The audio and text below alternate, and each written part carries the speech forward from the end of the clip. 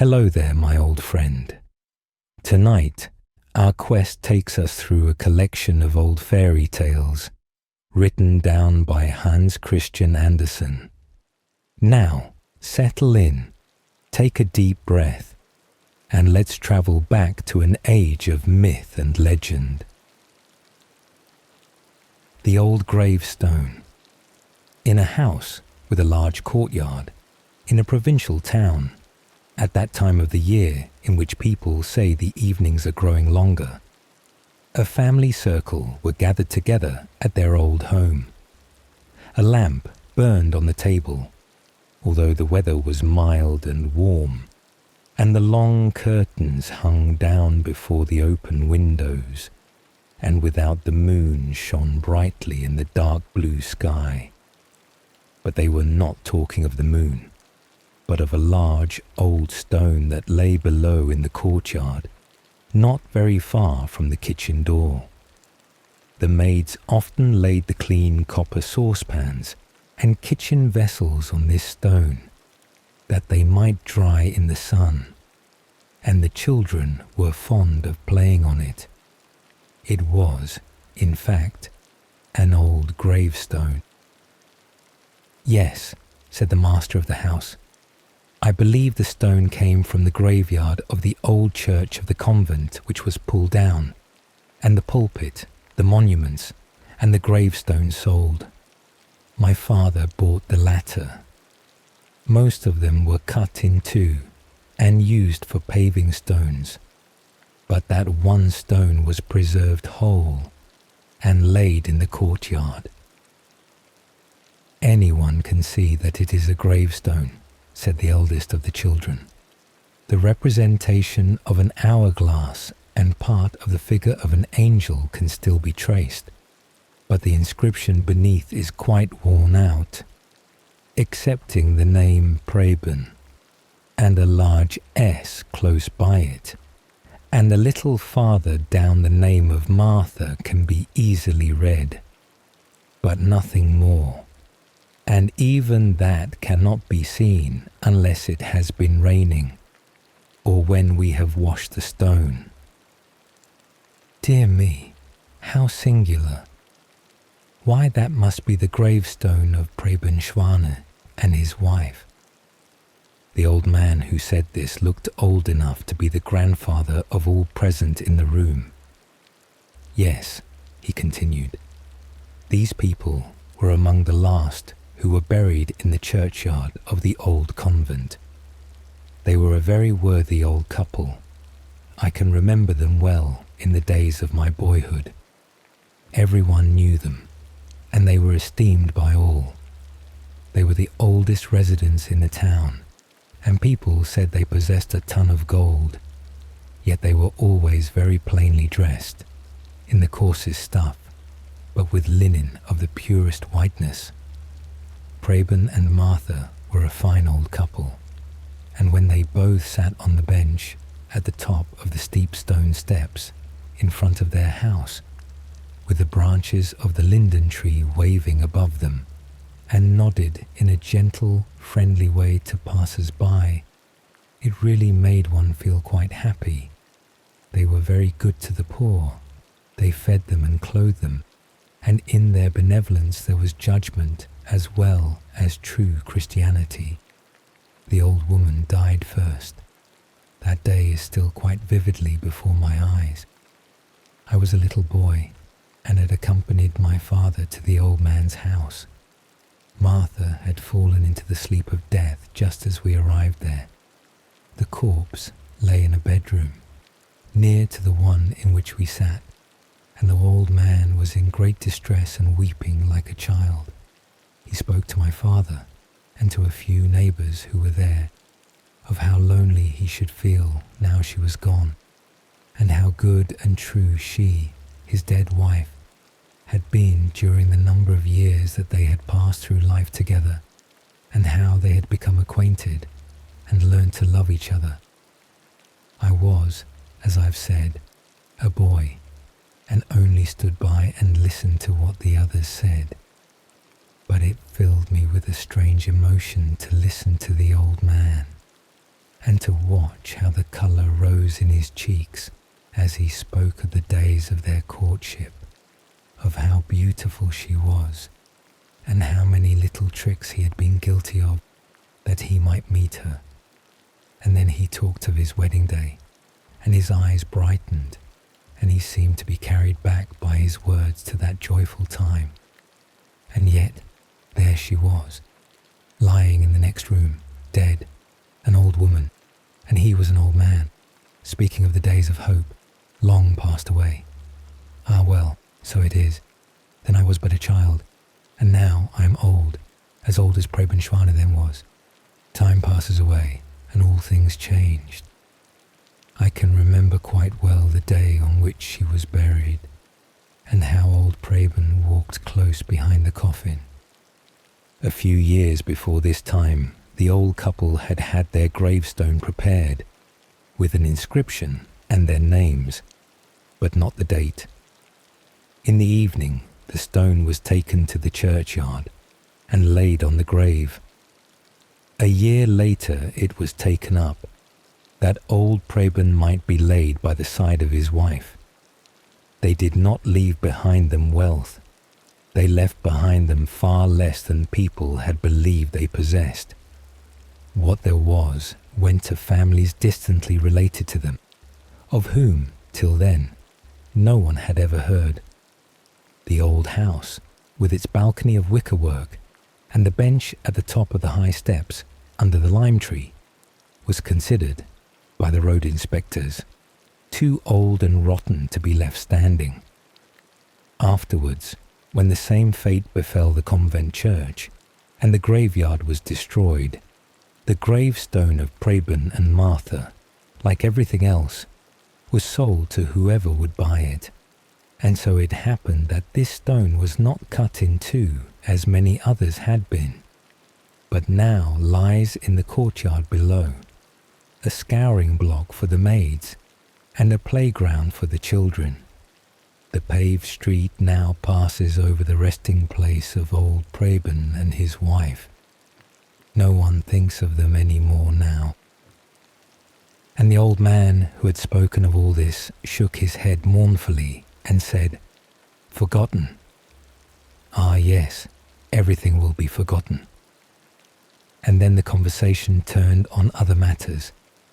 But the youngest child in the room, a boy with large, earnest eyes, mounted upon a chair behind the window curtains and looked out into the yard, where the moon was pouring a flood of light on the old gravestone, the stone that had always appeared to him so dull and flat, but which lay there now like a great leaf out of a book of history. All that the boy had heard of old Preben and his wife seemed clearly defined on the stone, and as he gazed on it and glanced at the clear, bright moon shining in the pure air, it was as if the light of God's countenance beamed over his beautiful world. Forgotten. Everything will be forgotten. Still echoed through the room, and in the same moment an invisible spirit whispered to the heart of the boy, "Preserve carefully the seed that has been entrusted to thee, that it may grow and thrive. Guard it well.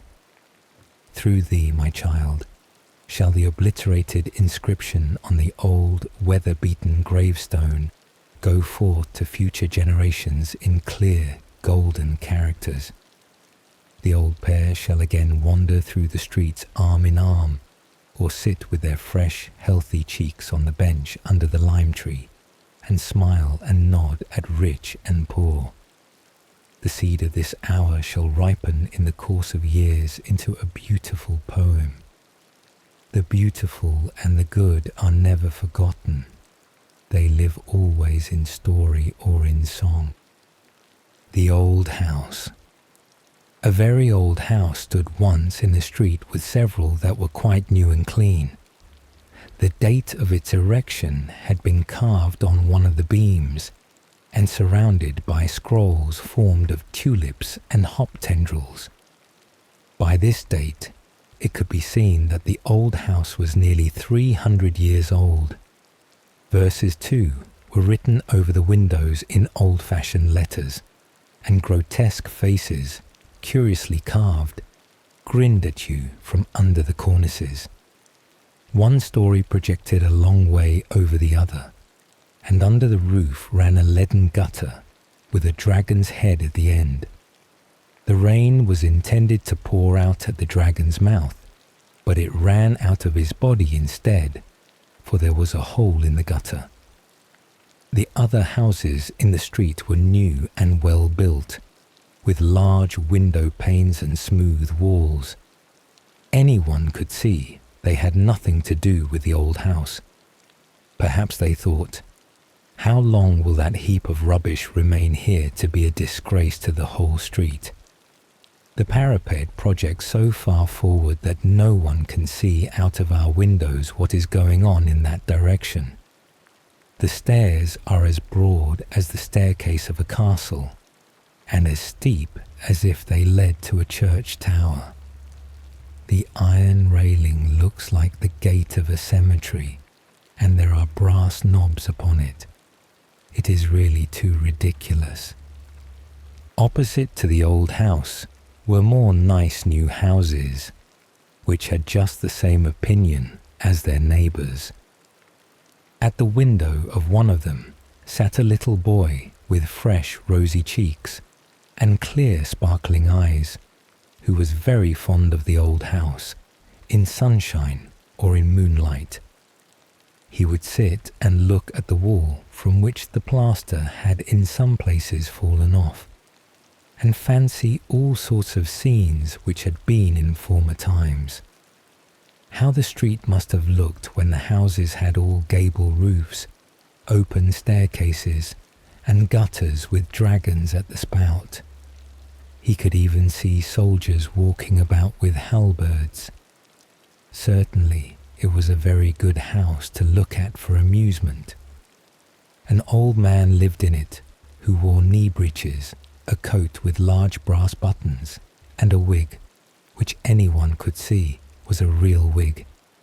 Every morning an old man came to clean the rooms and to wait upon him. Otherwise, the old man in the knee breeches would have been quite alone in the house. Sometimes he came to one of the windows and looked out. Then the little boy nodded to him, and the old man nodded back again, till they became acquainted and were friends, although they had never spoken to each other. But that was of no consequence. The little boy one day heard his parents say, "The old man opposite is very well off, but is terribly lonely." The next Sunday morning, the little boy wrapped something in a piece of paper and took it to the door of the old house, and said to the attendant who waited upon the old man, "Will you please give this from me to the gentleman who lives here? I have 2 tin soldiers, and this is one of them, and he shall have it, because I know he is terribly lonely." And the old attendant nodded and looked very pleased, and then he carried the tin soldier into the house. Afterwards, he was sent over to ask the little boy if he would not like to pay a visit himself. His parents gave him permission, and so it was that he gained admission to the old house. The brassy knobs on the railings shone more brightly than ever, as if they had been polished on account of his visit, and on the door were carved trumpeters standing in tulips, and it seemed as if they were blowing with all their might. Their cheeks were so puffed out. "Tanta-ra-ra, the little boy is coming. Tanta-ra-ra, the little boy is coming." Then the door opened. All round the hall hung old portraits of knights in armour and ladies in silk gowns, and the armour rattled and the silk dresses rustled. Then came a staircase which went up a long way, and then came down a little way and led to a balcony, which was in a very ruinous state. There were large holes and long cracks, out of which grew grass and leaves. Indeed, the whole balcony, the courtyard, and the walls were so overgrown with green that they looked like a garden. In the balcony stood flower pots, on which were heads having asses' ears, but the flowers in them grew just as they pleased. In one pot pinks were growing all over the sides. At least the green leaves were shooting forth stalk and stem, and saying as plainly as they could speak, "The air has fanned me, the sun has kissed me, and I am promised a little flower for next Sunday, really for next Sunday." Then they entered a room in which the walls were covered with leather, and the leather had golden flowers stamped upon it. "Gilding will fade in damp weather to endure. There is nothing like leather," said the walls. Chairs handsomely carved, with elbows on each side, and with very high backs, stood in the room, and as they creaked, they seemed to say, "Sit down. Oh dear, how I am creaking. I shall certainly have the gout like the old cupboard. Gout in my back. Ugh." And then the little boy entered the room where the old man sat. "Thank you for the tin soldier, my little friend," said the old man, "and thank you also for coming to see me." "Thanks, thanks," or "creak, creak," said all the furniture. There was so much that the pieces of furniture stood in each other's way to get a sight of the little boy. On the wall near the center of the room hung the picture of a beautiful lady, young and gay, dressed in the fashion of the olden times, with powdered hair and a full, stiff skirt. She said neither thanks nor creak, but she looked down upon the little boy with her mild eyes. And then he said to the old man, "Where did you get that picture?" "From the shop opposite," he replied. "Many portraits hang there that none seem to trouble themselves about. The persons they represent have been dead and buried long since. But I knew this lady many years ago, and she has been dead nearly half a century." Under a glass beneath the picture hung a nosegay of withered flowers, which were no doubt half a century old too. At least they appeared so. And the pendulum of the old clock went to and fro, and the hands turned round. And as time passed on, everything in the room grew older, but no one seemed to notice it. "They say at home," said the little boy, "that you are very lonely." "Oh," replied the old man, "I have pleasant thoughts of all that has passed, recalled by memory. And now you are come to visit me, and that is very pleasant." Then he took from the bookcase a book full of pictures representing long processions of wonderful coaches, such as are never seen at the present time. Soldiers like the knave of clubs, and citizens with waving banners. The tailors had a flag with a pair of scissors supported by 2 lions, and on the shoemaker's flag there were not boots, but an eagle with 2 heads, for the shoemakers must have everything arranged so that they can say, "This is a pair." What a picture book it was! And then the old man went into another room to fetch apples and nuts. It was very pleasant, certainly, to be in that old house. "I cannot endure it," said the tin soldier, who stood on a shelf. "It is so lonely and dull here. I have been accustomed to live in a family, and I cannot get used to this life. I cannot bear it. The whole day is long enough, but the evening is longer. It is not here like it was in your house opposite, when your father and mother talked so cheerfully together, while you and all the dear children made such a delightful noise. No, it is all lonely in the old man's house. Do you think he gets any kisses? Do you think he ever has friendly looks, or a Christmas tree? He will have nothing now but the grave. Oh, I cannot bear it. You must not look only on the sorrowful side, said the little boy. I think everything in this house is beautiful, and all the old pleasant thoughts come back here to pay visits. Ah, but I never see any, and I don't know them, said the tin soldier, and I cannot bear it. You must bear it, said the little boy. Then the old man came back with a pleasant face, and brought with him beautiful preserved fruits, as well as apples and nuts, and the little boy thought no more of the tin soldier. How happy and delighted the little boy was. And after he returned home, and while days and weeks passed, a great deal of nodding took place from one house to the other, and then the little boy went to pay another visit. The carved trumpeters blew, tanta-ra-ra. There is the little boy, tanta-ra-ra. The swords and armour on the old knight's pictures rattled, the silk dresses rustled, the leather repeated its rhyme, and the old chairs had the gout in their backs and cried, creak. It was all exactly like the first time, for in that house, 1 day and 1 hour were just like another. I cannot bear it any longer, said the tin soldier. I have wept tears of tin. It is so melancholy here. Let me go to the wars and lose an arm or a leg. That would be some change. I cannot bear it. Now I know what it is to have visits from one's old recollections, and all they bring with them. I have had visits from mine, and you may believe me, it is not altogether pleasant. I was very nearly jumping from the shelf.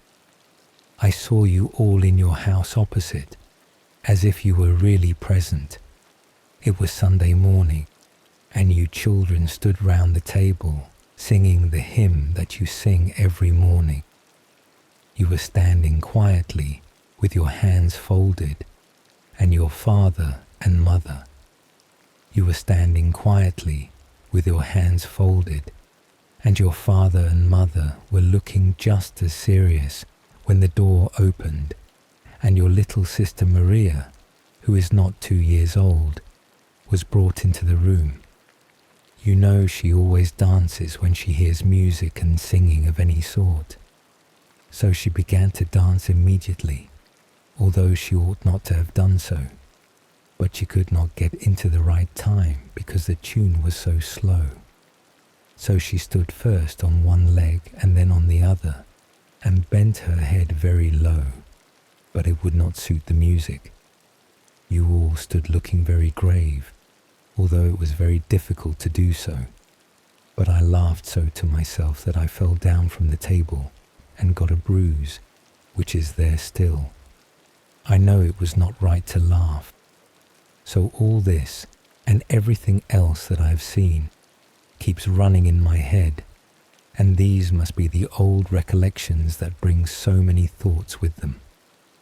Tell me whether you still sing on Sundays, and tell me about your little sister Maria, and how my old comrade is, the other tin soldier. Ah, really, he must be very happy. I cannot endure this life. You are given away, said the little boy. You must stay. Don't you see that? Then the old man came in, with a box containing many curious things to show him. Rouge pots, scent boxes, and old cards, so large and so richly gilded that none are ever seen like them in these days. And there were smaller boxes to look at, and the piano was opened, and inside the lid were painted landscapes. But when the old man played, the piano sounded quite out of tune. Then he looked at the picture he had bought at the broker's, and his eyes sparkled brightly as he nodded at it, and said, Ah, she could sing that tune. "I will go to the wars. I will go to the wars," cried the tin soldier as loud as he could, and threw himself down on the floor. Where could he have fallen? The old man searched, and the little boy searched, but he was gone, and could not be found. "I shall find him again," said the old man, but he did not find him. The boards of the floor were open and full of holes. The tin soldier had fallen through a crack between the boards, and lay there now in an open grave. The day went by, and the little boy returned home. The week passed, and many more weeks. It was winter, and the windows were quite frozen, so the little boy was obliged to breathe on the panes, and rub a hole to peep through at the old house. Snowdrifts were lying in all the scrolls and on the inscriptions, and the steps were covered with snow as if no one were at home. And indeed, nobody was home, for the old man was dead. In the evening, a hearse stopped at the door, and the old man in his coffin was placed in it. He was to be taken to the country to be buried there in his own grave. So they carried him away. No one followed him, for all his friends were dead. And the little boy kissed his hand to the coffin as the hearse moved away with it. A few days after, there was an auction at the old house, and from his window the little boy saw the people carrying away the pictures of old knights and ladies, the flower pots with the long ears, the old chairs, and the cupboards. Some were taken one way, some another. Her portrait, which had been bought at the picture dealer's, went back again to his shop, and there it remained, for no one seemed to know her, or to care for the old picture. In the spring, they began to pull the house itself down. People called it complete rubbish. From the street could be seen the room in which the walls were covered with leather, ragged and torn, and the green in the balcony hung straggling over the beams. They pulled it down quickly, for it looked ready to fall, and at last it was cleared away altogether. "What a good riddance," said the neighbours' houses. Very shortly, a fine new house was built farther back from the road. It had lofty windows and smooth walls, but in front, on the spot where the old house really stood, a little garden was planted, and wild vines grew up over the neighbouring walls. In front of the garden were large iron railings and a great gate, which looked very stately. People used to stop and peep through the railings. The sparrows assembled in dozens upon the wild vines, and chattered all together as loud as they could, but not about the old house. None of them could remember it, for many years had passed by, so many indeed, that the little boy was now a man, and a really good man too, and his parents were very proud of him. He was just married, and had come, with his young wife, to reside in the new house with the garden in front of it, and now he stood there by her side, while she planted a field flower that she thought very pretty. She was planting it herself with her little hands, and pressing down the earth with her fingers. "Oh dear, what was that?" she exclaimed, as something pricked her. Out of the soft earth something was sticking up. It was, only think, it was really the tin soldier, the very same which had been lost up in the old man's room, and had been hidden among old wood and rubbish for a long time, till it sunk into the earth, where it must have been for many years. And the young wife wiped the soldier, first with a green leaf, and then with her fine pocket handkerchief, that smelt of such beautiful perfume. And the tin soldier felt as if he was recovering from a fainting fit. "Let me see him," said the young man, and then he smiled and shook his head, and said, "It can scarcely be the same, but it reminds me of something that happened to one of my tin soldiers when I was a little boy." And then he told his wife about the old house and the old man, and of the tin soldier which he had sent across, because he thought the old man was lonely. And he related the story so clearly that tears came into the eyes of the young wife for the old house and the old man. "It is very likely that this is really the same soldier," said she, "and I will take care of him, and always remember what you have told me. But some day you must show me the old man's grave." "I don't know where it is," he replied. "No one knows. All his friends are dead. No one took care of him, and I was only a little boy." "Oh, how dreadfully lonely he must have been," said she. "Yes, terribly lonely," cried the tin soldier. "Still, it is delightful not to be forgotten." "Delightful indeed," cried a voice quite near to them. No one but the tin soldier saw that it came from a rag of the leather which hung in tatters. It had lost all its gilding and looked like wet earth, but it had an opinion, and it spoke it thus: "Gilding will fade in damp weather to endure. There is nothing like leather." But the tin soldier did not believe any such thing. Unknown. Tobias Cornelson. There is no doubt about it. "That was a terrible affair," said a hen, "and in a quarter of the town too, where it had not taken place. That was a terrible affair in a hen roost. I cannot sleep alone tonight. It is a good thing that many of us sit on the roost together." And then she told a story that made the feathers on the other hens bristle up and the cock's comb fall. There was no doubt about it. But we will begin at the beginning, and that is to be found in a hen roost in another part of the town. The sun was setting, and the fowls were flying onto their roost. One hen, with white feathers and short legs, used to lay her eggs according to the regulations, and was, as a hen, respectable in every way. As she was flying upon the roost, she plucked herself with her beak, and a little feather came out. "There it goes," she said. "The more I pluck, the more beautiful do I get." She said this merrily, for she was the best of the hens, and moreover, as had been said, very respectable. With that she went to sleep. It was dark all around, and hen sat close to hen, but the one who sat nearest to her merry neighbour did not sleep.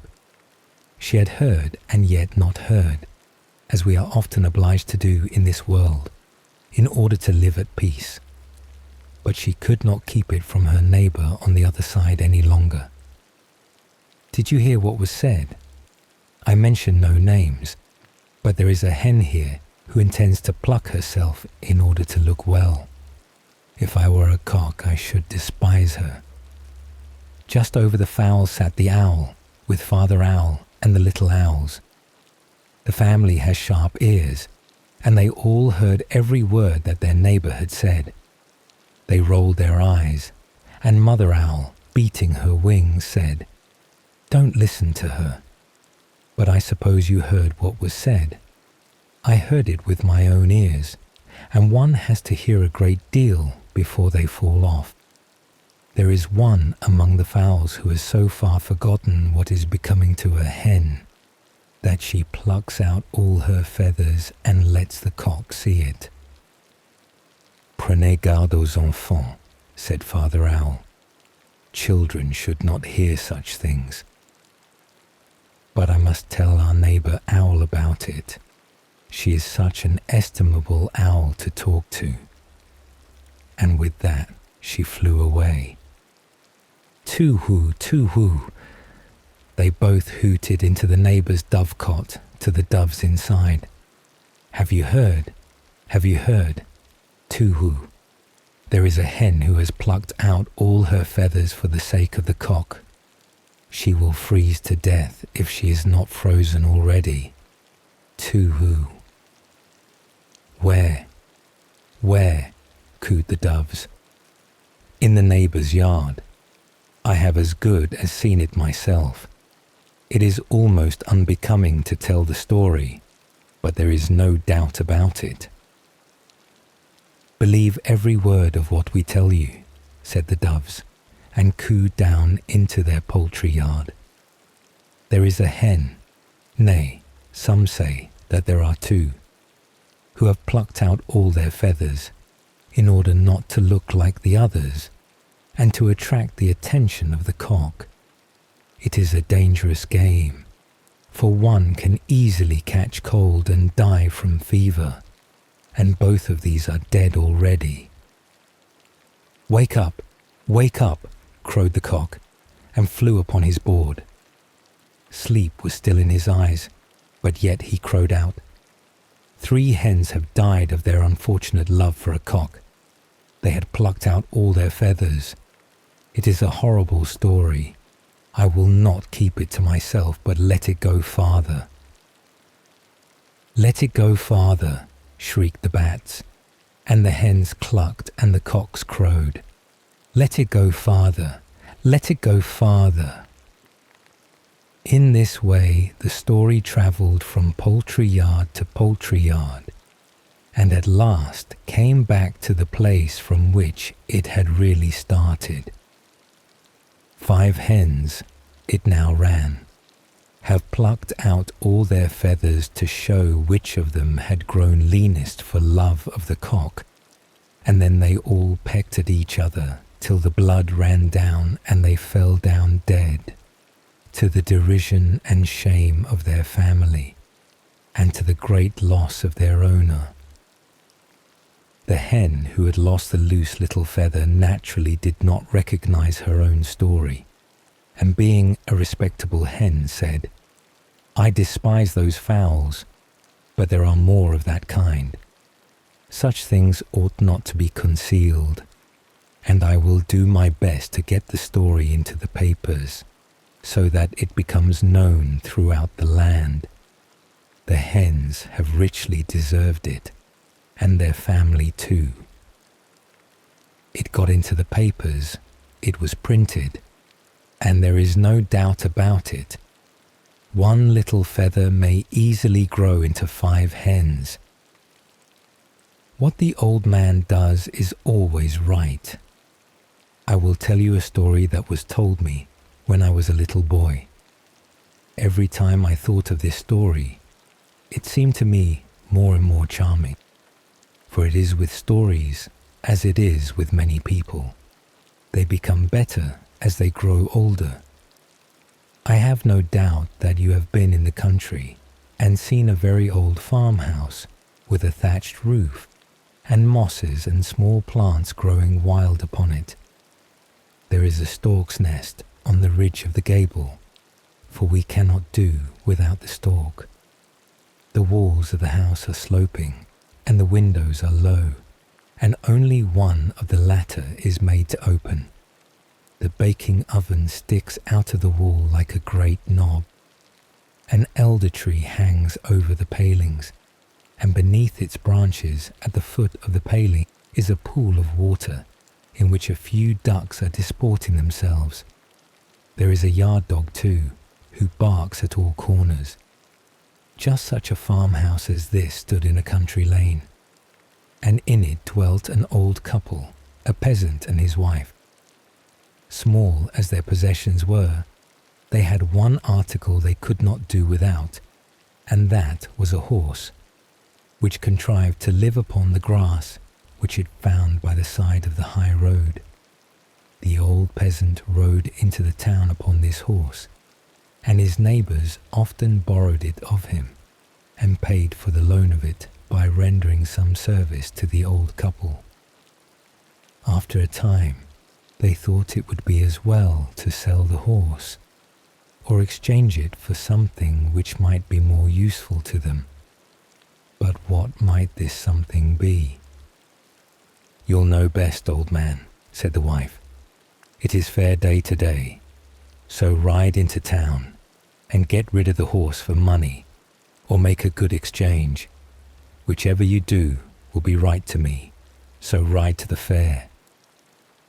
And she fastened his neckerchief for him, for she could do that better than he could, and she could also tie it very prettily in a double bow. She also smoothed his hat round and round with the palm of her hand, and gave him a kiss. Then he rode away upon the horse that was to be sold or bartered for something else. Yes, the old man knew what he was about. The sun shone with great heat, and not a cloud was to be seen in the sky. The road was very dusty, for a number of people, all going to the fair, were driving, riding, or walking upon it. There was no shelter anywhere from the hot sunshine. Among the rest, a man came trudging along, and driving a cow to the fair. The cow was as beautiful a creature as any cow could be. "She gives good milk, I am certain," said the peasant to himself. "That would be a very good exchange. The cow for the horse. Hallo there, you with the cow," he said. "I tell you what, I dare say a horse is of more value than a cow, but I don't care for that. A cow will be more useful to me. So, if you like, we'll exchange." "To be sure I will," said the man. Accordingly, the exchange was made, and as the matter was settled, the peasant might have turned back, for he had done the business he came to do. But, having made up his mind to go to the fair, he determined to do so, if only to have a look at it. So on he went to the town with his cow. Leading the animal, he strode on sturdily, and after a short time, overtook a man who was driving a sheep. It was a good fat sheep, with a fine fleece on its back. "I should like to have that fellow," said the peasant to himself. "There is plenty of grass for him by our palings, and in the winter we could keep him in the room with us. Perhaps it would be more profitable to have a sheep than a cow. Shall I exchange?" The man with the sheep was quite ready, and the bargain was quickly made. And then our peasant continued his way on the high road with his sheep.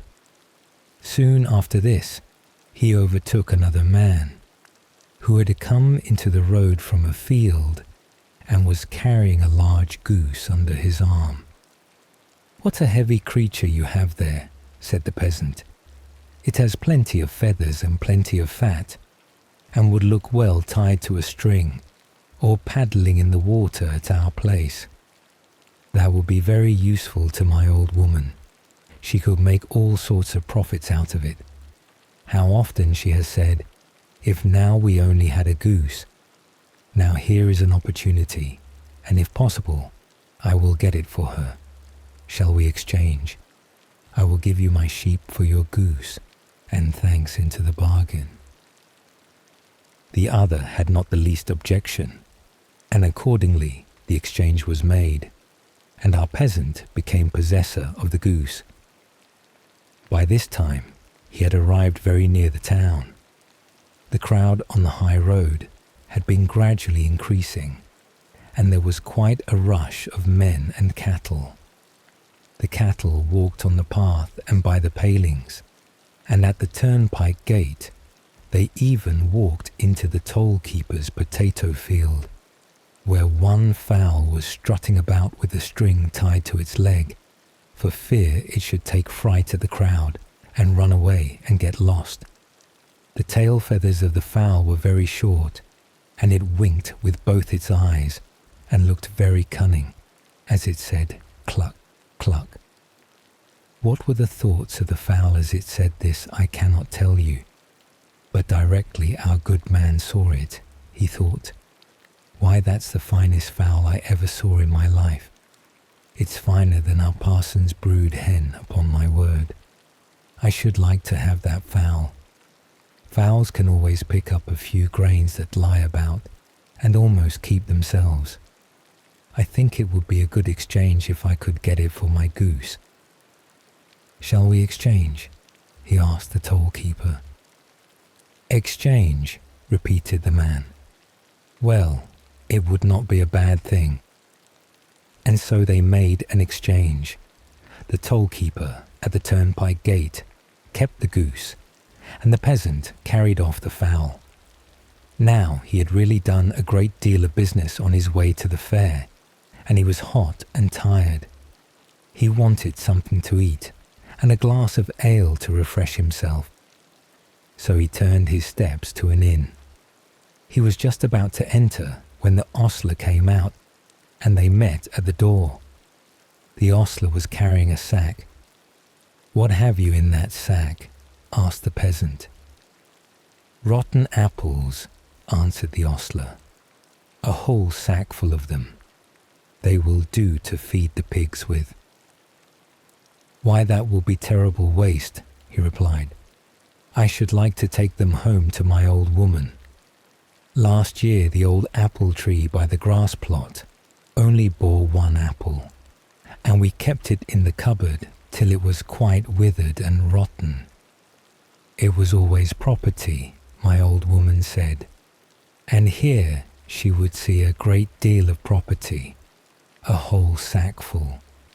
I should like to show them to her." "What will you give me for the sackful?" asked the ostler. "What will I give? Well, I will give you my fowl in exchange." So he gave up the fowl and received the apples, which he carried into the inn parlour. He leaned the sack carefully against the stove and then went to the table. But the stove was hot, and he had not thought of that.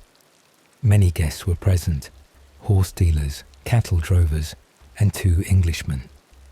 The Englishmen were so rich that their pockets quite bulged out and seemed ready to burst, and they could bet too, as you shall hear. Hiss-hiss-hiss, hiss-hiss-hiss. What could that be by the stove? The apples were beginning to roast. "What is that?" asked one. "Why, do you know?" said our peasant. And then he told them the whole story of the horse, which he had exchanged for a cow, and all the rest of it, down to the apples. "Well, your old woman will give it you well when you get home," said one of the Englishmen.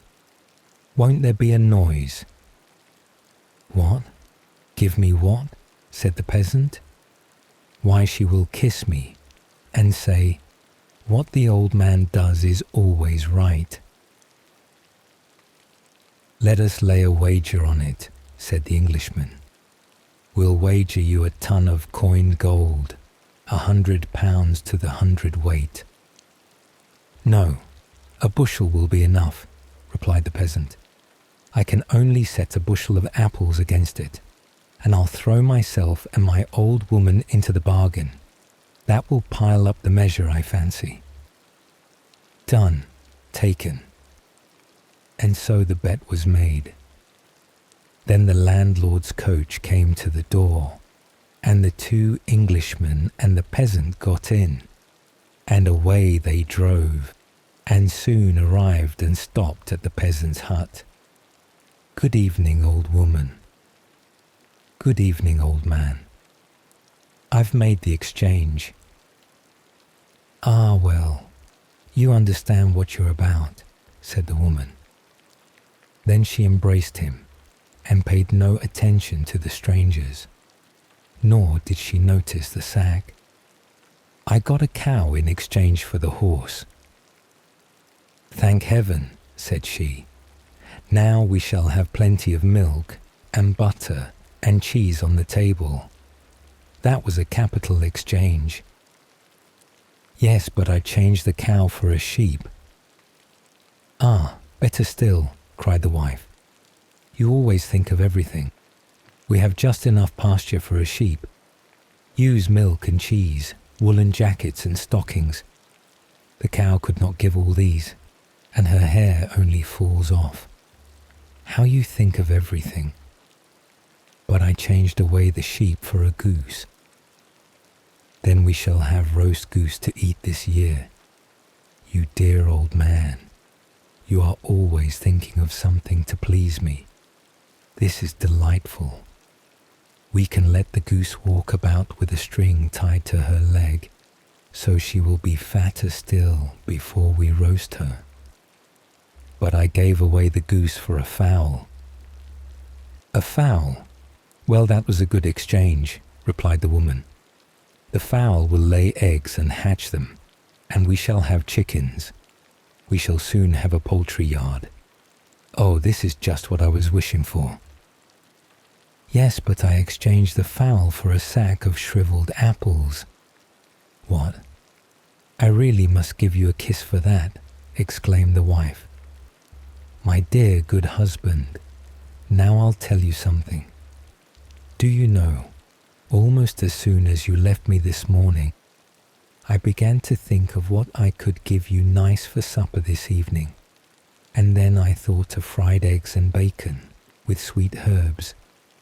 I had eggs and bacon, but I wanted the herbs, so I went over to the schoolmaster's. I knew they had plenty of herbs, but the schoolmistress is very mean, although she can smile so sweetly. I begged her to lend me a handful of herbs. Lend, she exclaimed. I have nothing to lend. Nothing at all grows in our garden, not even a shriveled apple. I could not even lend you a shriveled apple, my dear woman. But now I can lend her 10, or a whole sackful, which I'm very glad of. It makes me laugh to think about it. And then she gave him a hearty kiss. Well, I like all this, said both the Englishmen. Always going down the hill, and yet always merry. It's worth the money to see it. So they paid 100 weight of gold to the peasant, who, whatever he did, was not scolded but kissed. Yes, it always pays best when the wife sees and maintains that her husband knows best, and whatever he does is right.